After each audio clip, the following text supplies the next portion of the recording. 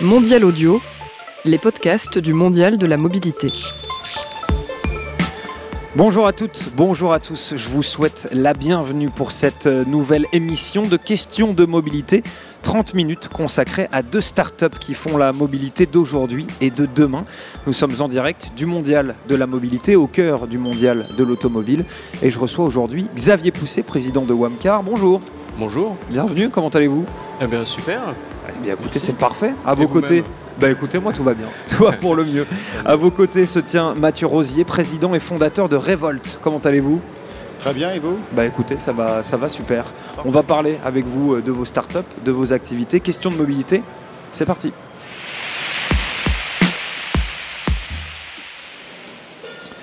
Alors encore une fois, bienvenue dans Question de mobilité. On commence tout de suite par vous, Xavier Pousset.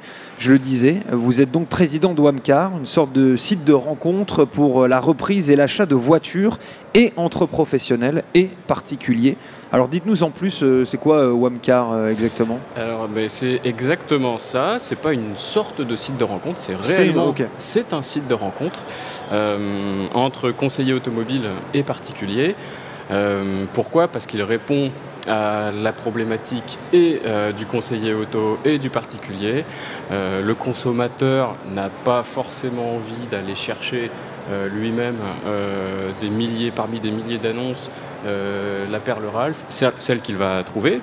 Le professionnel, lui, n'a pas forcément le temps de gérer des volumes de leads qui sont énormes. Donc en fait, grâce à Wamcar, on va permettre à ces deux personnes de se rencontrer et finalement d'aller tout de suite vers ce qui intéresse le particulier, c'est-à-dire j'ai besoin d'une aide, d'une personne qui soit intéressée par la reprise de ma voiture, d'une personne qui possède des véhicules en stock qui puissent m'intéresser, ça c'est une première chose, mais surtout, et c'est ça le plus important, j'ai besoin d'aide pour ne plus me faire arnaquer, ne plus me tromper. Donc, j'ai besoin de trouver la bonne personne. Et donc, c'est l'humain qui prime sur Wamcar. Sur les autres marketplaces, on va avoir des produits, on va avoir donc les voitures, on va avoir des garages, mais il manque l'humain. L'humain, c'est le commercial. C'est la personne. Oui, sur d'autres, on va dire, plateformes de ce style, d'autres startups, il y a plus un aspect contrôleur. Chez vous, le contrôleur, en fait, c'est le fait que les gens en fait, se rencontrent et avec la même volonté, en tout cas les mêmes intentions, quoi. Il y a ce match. Alors bien sûr, il y a des questions d'affinité et de matching, mais le besoin numéro un, c'est très simple. J'ai besoin de conseils, mais d'un réel conseil. Si j'ai besoin de conseils pour chercher ma voiture, c'est parce que j'ai pas envie moi-même de perdre du temps à regarder tous les sites médias qui parlent d'automobile, de chercher parmi toutes les annonces, parce que oui, j'ai besoin d'une belle voiture, oui, j'aime ça, mais non, je suis pas suffisamment passionné pour passer toutes mes après-midi à ça. Et ça, c'est 30% de la clientèle automobile. Vous avez 70% des clients automobiles qui sont complètement autonomes, qui vont chercher par eux-mêmes. Eux, ils n'ont finalement que très peu besoin du commercial. Et c'est d'ailleurs quelque chose qui est arrivé forcément avec Internet, puisque le consommateur a pris le pouvoir, il avait les informations, il sait quels sont les produits disponibles. Mais c'est quelque chose qui a cassé quelque part la relation commerciale. Donc, quand même pour que ce soit bien clair, aujourd'hui, moi, je recherche une voiture. Ouais. Comment ça se passe exactement ? C'est simple, vous cherchez une voiture, vous allez sur Wamcar, vous allez remplir votre profil, vous allez répondre à un certain nombre de questions. Avec ces questions, on va déterminer vos affinités avec les vendeurs autour de chez vous, et on va sélectionner les meilleurs vendeurs, on va vous apporter les meilleurs vendeurs, donc ceux qui répondent le mieux à votre projet, parce qu'ils sont intéressés par la prise de votre voiture, parce qu'ils ont des véhicules en stock qui correspondent à votre besoin, mais aussi pour des questions d'affinité, parce qu'ils ont des passions dans l'automobile que vous recherchez.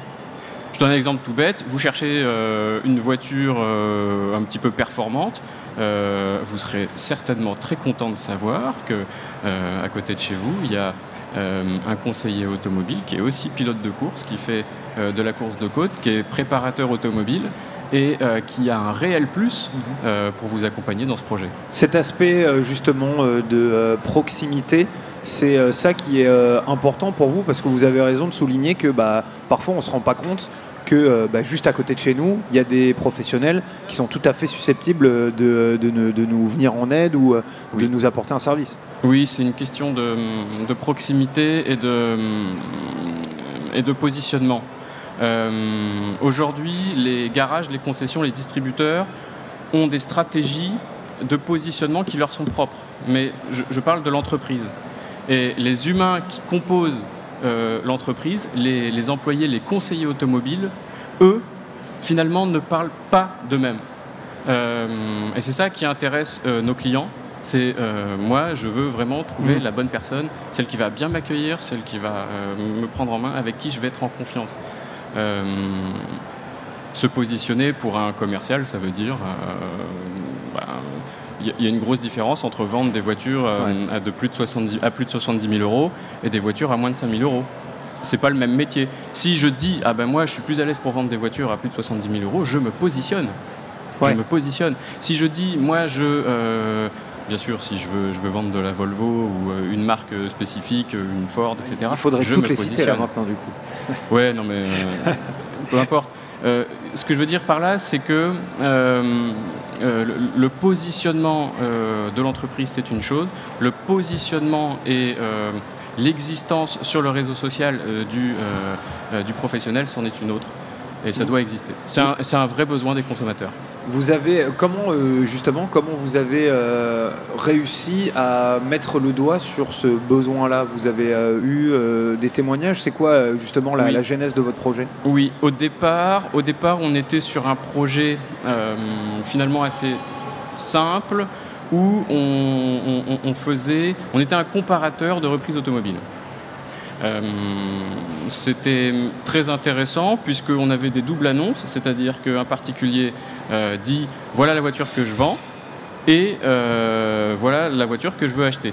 Donc en fait, plutôt d'avoir des annonces de particuliers d'un côté et des annonces de pros de l'autre, on essaye de mixer un petit peu les deux et créer des opportunités.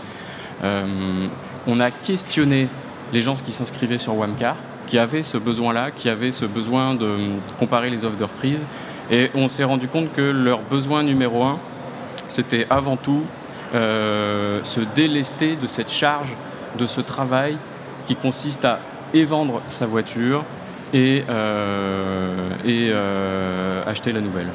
Vous avez 2 sites internet, c'est pro.wamcar.com et vous avez wamcar.com. C'est quoi on a un site internet, c'est wamcar.com. Ouais. Il y en a un, c'est www.wamcar.com et l'autre, c'est pro.wamcar.com. Parce qu'on a une page dédiée aux professionnels pour qu'ils comprennent mieux le sens de Wamcar, mais surtout qu'ils sachent aussi quels sont nos tarifs, comment ils peuvent s'inscrire et comment on peut travailler ensemble. Les inscriptions sont gratuites ? Les inscriptions sont gratuites pour tout le monde, que ce soit pour les professionnels ou les particuliers. Les particuliers ou les conseillers automobiles. Mais un conseiller automobile, c'est un système modulaire. C'est un petit peu comme un LinkedIn ou un Facebook. C'est-à-dire que vous avez une page entreprise ou groupe. Celle-ci appartient à l'entreprise. Et vous allez créer votre page profil. Et l'association de la page profil à la page garage va vous permettre de vendre des voitures, d'afficher des véhicules en stock, etc. C'est la page garage qui est payante pour le groupe. Mais j'insiste sur cette partie un petit peu modulaire. Vous savez, Wamcar, c'est ni plus ni moins que le social selling qu'on connaît maintenant, qui arrive, qui déboule avec LinkedIn, bien évidemment. Ça marche à fond. LinkedIn, c'est parfait pour faire des ventes, mais pour vendre des voitures, c'est pas vraiment adapté. LinkedIn, il va faire du matching entre 3 entités qui sont les 2 individus, qui sont le consommateur et le commercial et l'entreprise.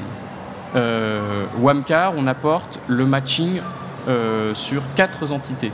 C'est les 2 individus, donc le consommateur, le commercial, le produit, l'automobile et l'entreprise.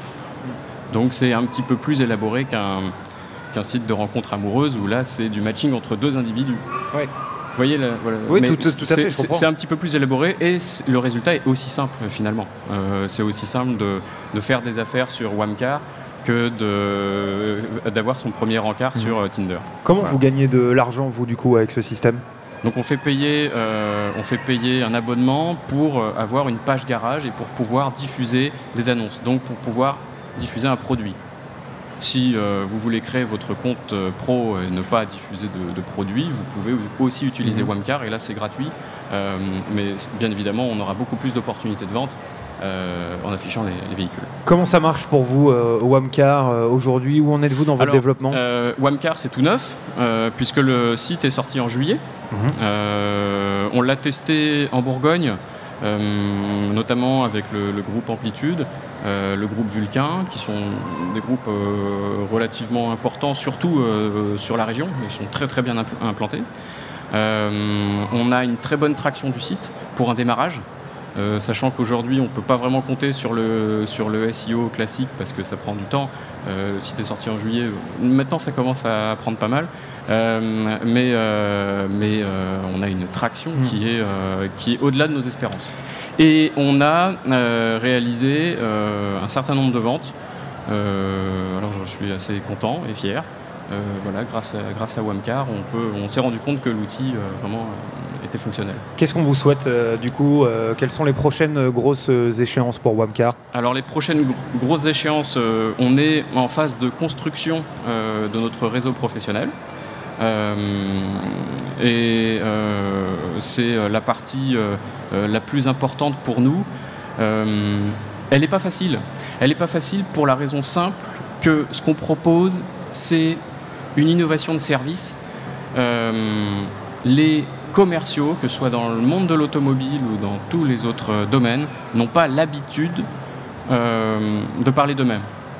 Ils n'ont pas l'habitude de dire je suis telle personne, je travaille pour tel groupe et voilà pourquoi vous devriez faire affaire avec moi.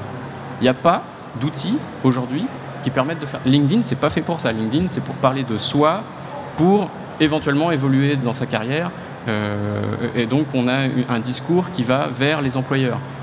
Sur Wamcar, vous avez un discours qui va vers vos clients. Et donc, c'est vrai que ça nécessite, pour nous, c'est un double travail. On doit convaincre les employés, les conseillers auto, les commerciaux de s'inscrire. On doit convaincre le groupe, le garage, de les laisser faire et de vendre leur voiture grâce à l'outil. Et en plus, on a une campagne auprès des particuliers qui doit permettre de mettre en relation tout ce monde-là. Voilà. Bien, merci beaucoup. Xavier Pousset, je rappelle que vous êtes le président de Wamcar. Vous restez bien évidemment avec nous. J'allais dire voyage en mobilité, question de mobilité, ça continue. Merci. Et je vous le disais, on continue cette émission avec Mathieu Rosier. Rebonjour. Rebonjour. Ah, le micro, s'il vous plaît. Rebonjour. Ah oui, ça marche mieux. Vous êtes le fondateur et président de Revolt, une start-up espagnole spécialisée dans les vélos électriques, mais pas n'importe quel vélo électrique. Dites-nous-en un petit peu plus. Bah, tout à fait, oui, c'est des vélos électriques, mais vraiment avec une approche complètement différente. On voulait surtout pas rentrer dans j'appelle ça la guerre de l'autocollant, avoir un vélo générique et juste changer un peu mon sticker, mon logo. Et dépenser, on n'a pas le budget marketing vraiment des monstres de la mobilité, donc il fallait vraiment arriver avec une approche complètement différente. Donc j'ai fait ça d'une manière très égoïste, pour être honnête. J'ai fait vraiment un vélo, je ne trouvais pas un vélo qui satisfaisait à ma demande. Donc j'ai commencé à créer mon prototype et je l'ai présenté, j'étais dans le monde nautique avant, donc je l'ai présenté à la Porte de Versailles au Salon Nautique en 2015. Et on a été recruté par Le Bon Marché, on a eu beaucoup de demandes. Donc l'aventure a commencé, on a fondé la compagnie en 2016 et on a lancé le Cruiser sur 400 exemplaires, qui était plutôt une production vraiment pour étalonner le marché. Ça a bien marché, on a continué, on a amélioré les produits et on a agrandi la gamme. Le Cruiser, pour que tout le monde comprenne bien, c'est un certain type de vélo, notamment usité par les surfeurs. C'est un beach bike, quoi. C'est bien ça.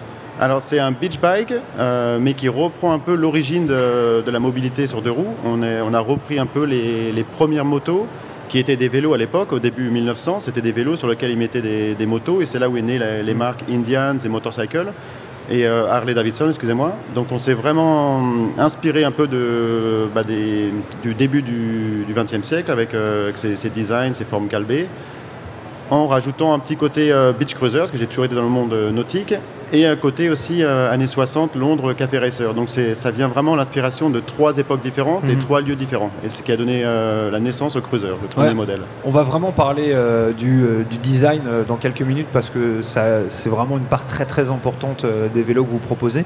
Et vous proposez des vélos connectés, c'est-à-dire des e-bikes. C'est quoi exactement ? Pour commencer, on avait un très beau design, mais il ne fallait pas que ça s'arrête là. Je pense que pour être vraiment un acteur dans la mobilité, il fallait qu'on ait une technologie propre. Je ne voulais pas dépendre d'un tiers, donc je me suis rapproché vraiment d'un très bon ingénieur catalan en connectivité. Et on a créé le système EIVA, qui est Electronic Intelligent Vehicle Assistance, qui est un système Android qui est intégré au vélo et qui gère toute la connexion du vélo. Donc on a toutes nos gestions de puissance, on a des intelligences artificielles qui détectent les montées et les pentes pour adapter la puissance du moteur selon la montée et adapter le frein, le régénératif. Donc c'est comme sur une Tesla ou les voitures électriques, où dès qu'on freine, le moteur fait l'effet inverse. En fait, on récupère l'énergie, on ralentit le véhicule tout en récupérant l'énergie qui revient vers la batterie. D'accord. Donc ça, le regen braking, on peut l'adapter selon la descente. Automatiquement, le vélo détecte l'angle de la descente et donne le niveau de freinage adéquat. Donc c'est vraiment, on s'identifie comme le charme d'hier pour le design, la technologie de demain au niveau technologique et la solution d'aujourd'hui. Ça va, donc vous parlez du cruiser, vous avez d'autres modèles en préparation qui vont bientôt arriver ? Voilà, alors le cruiser c'est vraiment le vélo phare de la gamme. Donc jusqu'à présent c'est le seul qu'on a en commercialisation. Tout le marketing a été basé dessus. Donc ça, c'est pas le vélo pour tout le monde parce que c'est un vélo qui est quand même assez encombrant. Mais c'est un vélo qui nous a donné énormément de traction. On a 50 000 followers sur nos réseaux sociaux, tout ça en 1 an et demi, et que de l'organique. Donc il y a une très bonne traction. Et maintenant, on cherche toujours de rester dans les niches, mais avoir une niche pour chaque personne. Donc on a créé vraiment l'Ambassador, qui est vraiment le vélo classique qui est très adapté pour Paris. Oui, qui est très beau d'ailleurs, où vous mettez le moteur dans une sacoche en cuir qui est au milieu du cadre, quoi. Voilà, c'est la batterie qui est dans la sacoche. La batterie, pardon, ouais. Et c'est la première batterie prête à porter. En fait, c'est une batterie qui est dans une sacoche en cuir qu'on pose sur le vélo. Ça se connecte par induction avec le vélo. Donc dès que la batterie est posée sur le vélo est connecté et on peut partir en électrique. On enlève la batterie et on la porte en bandoulière et on peut l'amener au travail, la charger chez soi ou au travail et laisser le vélo sans batterie. Et quand la batterie est plus sur le vélo, on peut quand même pédaler ou pas ? Oui, vous pouvez pédaler, mais vous n'aurez pas d'assistance électrique. D'accord, oui, donc mais ça devient un vélo classique. Ça reste fonctionnel. Tout à fait. Je regardais un petit peu les prix. Quels sont-ils ? Les prix, alors on commence à 2800 € pour un cruiser avec un moteur de 400 watts, donc bridé à 250 watts, et une batterie de 550 Wh. Donc c'est une bonne spécification. Et après on travaille sur un modèle qui sera homologué en tant que mobilette, donc avec un moteur de 1000 watts et une batterie de 21 ampères, donc 1100 Wh. Mais donc là, ça va à combien vos vélos ? Alors en VAE c'est 25 km/h, c'est la réglementation française. Donc pas besoin de porter un casque et on peut encore aller sur des pistes cyclables. Tout à fait. Ouais. Et la version mobilette, donc là il faut une carte grise, l'immatriculé, le port de casque. Et ça donc c'est le nouveau Solex, quoi, on peut dire. Exactement, ça comme ça. Tout à fait, oui. Okay. Et là vous allez à 45 km/h avec une autonomie de 80 km. Ok, oui, donc là on sort du domaine du vélo finalement. Oui, là c'est plus considéré comme un vélo. Et justement, alors moi je regardais par exemple l'Ambassador qui va sortir à Noël, vous allez le proposer à 3500 €, je crois que c'est quelque chose comme ça. Oui, 3500 €. Lui, il aura une vitesse qui ira à combien lui par exemple ? Alors celui-ci c'est vraiment un vélo, donc on va le garder sur la norme VAE à 25 km/h, pédale assist. Mais qu'est-ce que on peut répondre à quelqu'un qui vous dit écoutez, 3500 € pour un vélo même électrique, c'est un peu cher. Comment on lui explique que justement c'est pas si cher que ça ? Tout est relatif vraiment dans les prix. C'est le prix d'un bon vélo électrique, c'est 3500 €. Moi je dis toujours qu'un beau vélo électrique, ça coûte le prix d'une belle montre ou d'une petite moto merdique. D'accord, ok. Très bien. Et là, en plus, vous rajoutez le fait qu'il soit ultra moderne dans la technologie, dans le fait qu'il soit connecté. C'est un vélo électrique, vous l'avez dit, et puis le design va avec, quoi. Au niveau rapport qualité-prix, je pense qu'on est les mieux placés sur le marché parce qu'on apporte un design déjà qui est complètement différent et unique, mais on ne fait pas payer le design. Moi, je fais payer les matériaux qu'il y a dessus. C'est vraiment, si ça coûte ce prix-là, c'est parce qu'on a mis des matériaux qui coûtent cher. On rajoute notre marge, forcément, on se lève tous les matins pour quelque chose. On rajoute la marge des magasins et la TVA et on arrive à un prix public qui est pas exubérant. On regarde notre compétition. À moins de 2000, il n'y a que les vélos chinois sur le marché qui sont des vélos limite jetables. Alors pour répondre, c'est vrai qu'on a beaucoup de clients qui nous ont dit alors Mathieu, ton vélo c'est vraiment un aspirateur à clients, je le mets en vitrine, tout le monde rentre, mais après les gens ressortent avec un vélo à 2000 €. Donc on a répondu à cette demande et on sort une gamme qui va sortir en février, donc le Beach-In, qui est vraiment un beach cruiser en aluminium plus simple, il y a moins de cuir fait à la main, il y a moins de détails.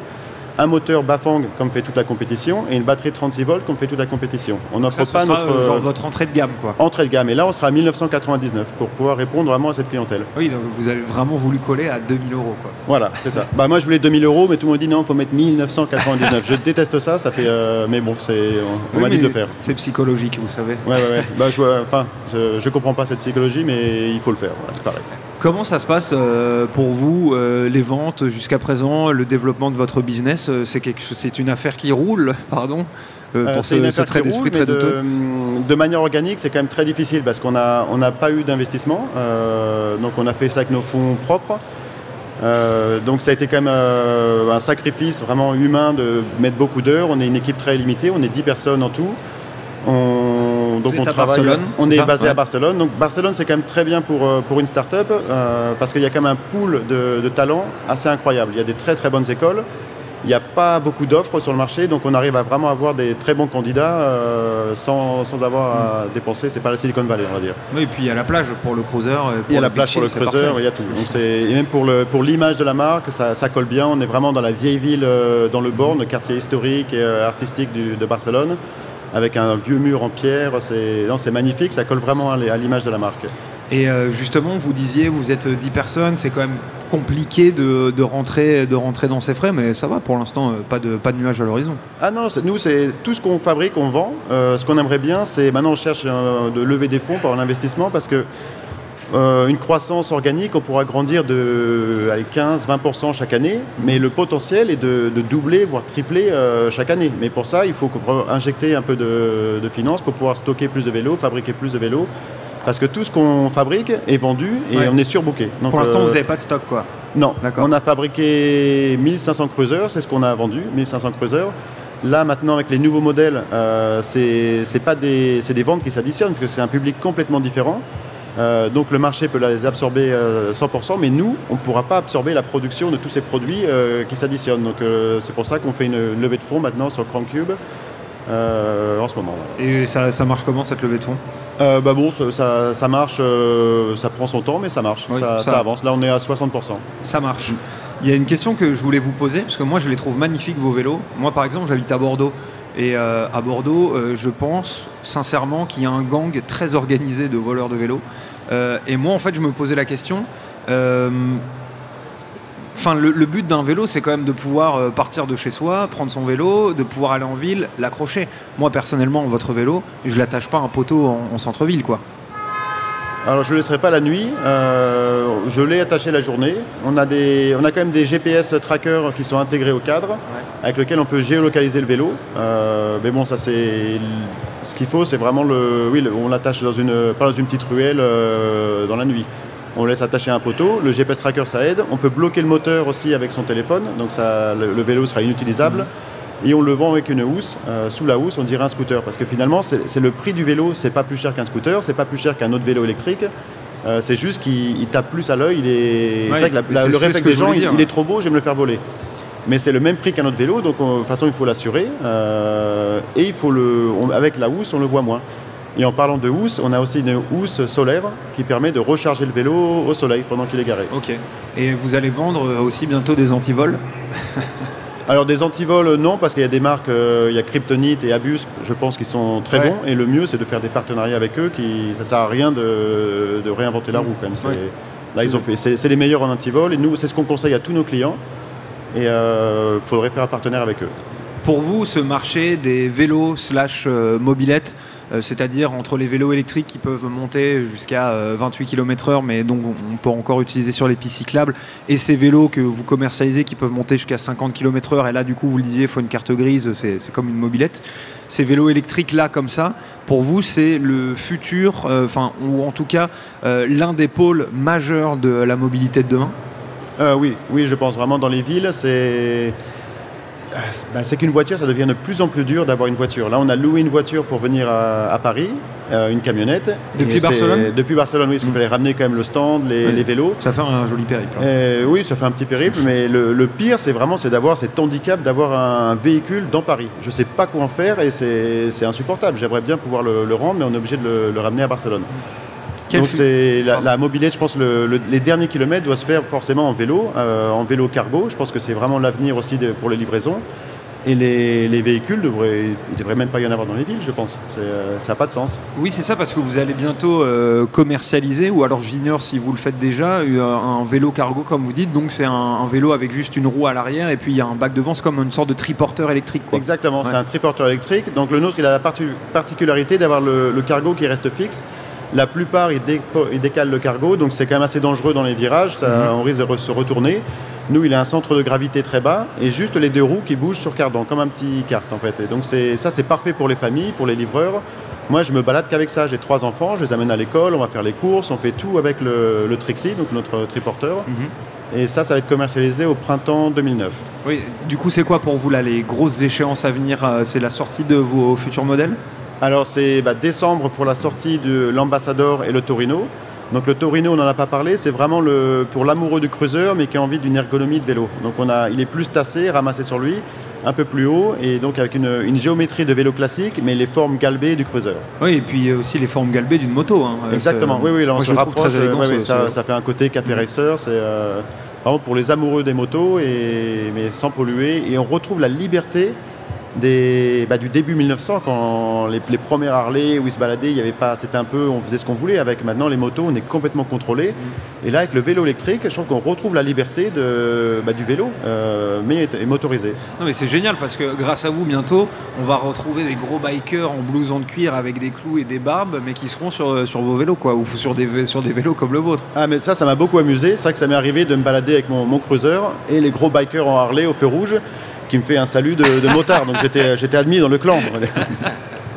Vous allez monter un bike club à Barcelone, c'est pas possible? On va monter le ROC, le Revolt Honor Club, et ça c'est sûr qu'on fera des événements et des rallyes, tout ce qu'on veut. Qu'est-ce qu'on vous souhaite pour la suite du coup? La réussite tout simplement? J'espère. Oui, j'espère bien, merci beaucoup. Quand même. En tout cas Mathieu Rosier d'avoir été avec nous. Je rappelle que vous êtes le fondateur et président de Revolt, c'est la fin de cette émission Question de mobilité. Je vous rappelle également que vous avez pu découvrir en début d'émission Wamcar avec Xavier Poussier qui est son président. Merci beaucoup à vous deux d'être venus. Merci à vous. Bon courage pour la suite. Sachez que vous pouvez bien sûr nous retrouver en podcast sur le site mondial-paris.audio ainsi que sur toutes les applications de podcast et les sites de podcast. Nous sommes également sur les réseaux sociaux, c'est le nerf de la guerre bien entendu, Facebook, Twitter. On se retrouve très bientôt pour une nouvelle édition de Questions de mobilité ou de voyage en mobilité. À la prochaine.